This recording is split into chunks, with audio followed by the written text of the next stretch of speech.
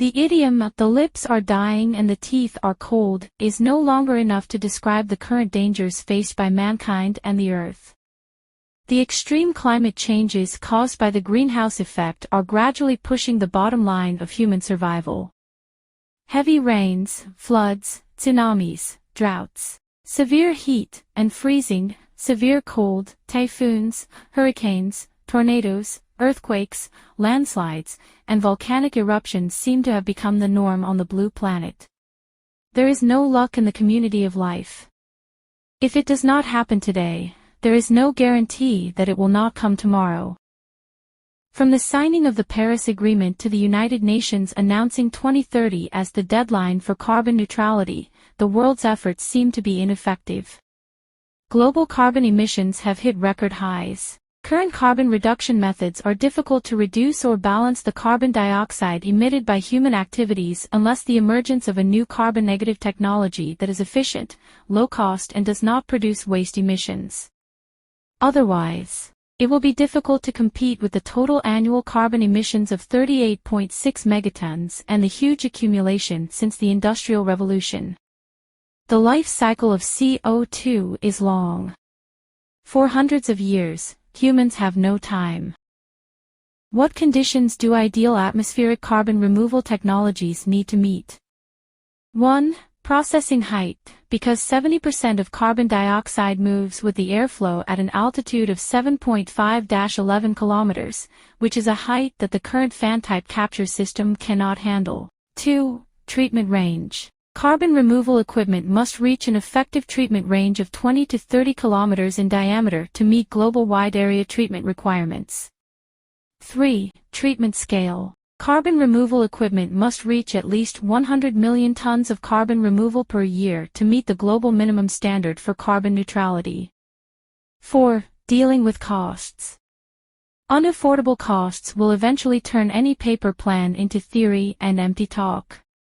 5. In line with sustainability. Carbon removal equipment must have low energy consumption, low carbon emissions, zero pollution, and no risk of secondary carbon emissions. Looking at the known atmospheric carbon capture, storage, and utilization systems, none of them can meet the above requirements because physical technology has limits and difficulties that cannot be broken through. Atmospheric carbon removal and conversion technology escapes the dilemma of physical science and uses mass energy interconversion technology to reorganize the molecular structure of carbon dioxide and directly convert CO2 in the atmosphere into energy. The 5.2 system further converts CO2e into hydrogen and oxygen molecules, effectively handling altitude and range. It is 11 kilometers height and 25 kilometers diameter, and the annual carbon removal capacity of a single system reaches 100 to 300 million tons. In addition to having low energy consumption, low carbon emissions, zero pollution, and sustainable operation with no risk of secondary carbon emissions, standard, the entire system can also be loaded into a container to provide global carbon removal and conversion services. The cost advantage is also lower than the $200 to $350/ton of CCS, CCU, and DAC, and the processing technology of mass energy conversion is used every time. Cost per ton is less than $5. We have enough technology to implement diverse negative carbon needs to build commercial operations of different scales, and can also deploy global carbon removal based on atmospheric circulation paths. Carbon removal containers equipped with new photoelectric conversion systems can operate in various harsh environments. In medium operation, multi-element array combination can further expand processing performance through quantum superposition. However, such a huge plan cannot be controlled by a limited company with insufficient resources and no intention to go public to raise funds. What EQT really needs is recognition and support. The current deterioration of the climate environment comes from the collective destruction of the past and present. We have a responsibility not to let it continue into the future. CO2 FREE+1 builds carbon removal conversion plan. EQT will use a 20-foot carbon removal and conversion container as the construction unit. After the joint purchase is completed, it will be transported to the selected location for fixed-point or mobile carbon removal and conversion services. The joint purchase amount fully respects the wishes of the participants, and there is no limit on the amount. The amount of the unit, 20-foot carbon removal and conversion container, is $1 million, including the construction, transportation, operation, maintenance, tax, insurance, recycling and dismantling of the carbon removal and conversion container, etc. We call on everyone who is willing to contribute to mitigating global climate change. Do your best and create a sustainable global environment for the next generation. CO2-free global atmospheric circulation convergence and diversion processing procurement and construction plan. Carbon dioxide in the atmosphere will move along the Earth's three convective circulation paths. The confluence and divergence of the three circulations will be the best area to build a carbon removal conversion system. The annual carbon removal amount of a single container system is estimated to reach 1 to 3 billion tons. CO2 free 30 degrees north 60 degrees north. The number of constructions is adjusted according to the carbon emissions of the area.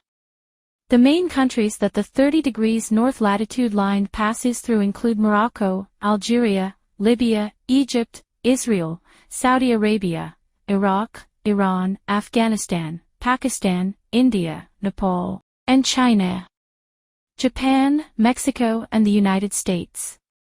The main countries that the 60 degrees north latitude line passes through include Norway, Sweden, Finland, Russia, Alaska in the United States, and Canada. CO2-free equator. Quantity built, 77 sets of carbon removal conversion containers. The main countries that the equator passes through include Indonesia, Nauru, Kiribati, Ecuador, Colombia, Brazil, Gabon, Congo, Uganda, Kenya, Somalia, and the Maldives. Nearby countries and cities: Quito, Libreville, Nairobi, Singapore. CO2-free 30 degrees south 60 degrees south. The number of constructions is adjusted according to the carbon emissions of the area. The main countries that the 30 degrees south latitude line passes through include Morocco, Algeria, Libya, Egypt, Israel, Jordan, Saudi Arabia, Iraq, Kuwait, Iran, Afghanistan, Pakistan, India, Nepal, China, Japan, Mexico, the United States. Everything along the 60 degrees south latitude line is ocean. The closest land masses are Coronation Island, Cook Island, and Thule Island. CO2-free Arctic/Antarctica. The Arctic and Antarctic construction plan has three major significances. 1. Removing and converting atmospheric carbon dioxide. 2. Purifying polar seawater. 3. Stabilizing the Earth's axis deviation.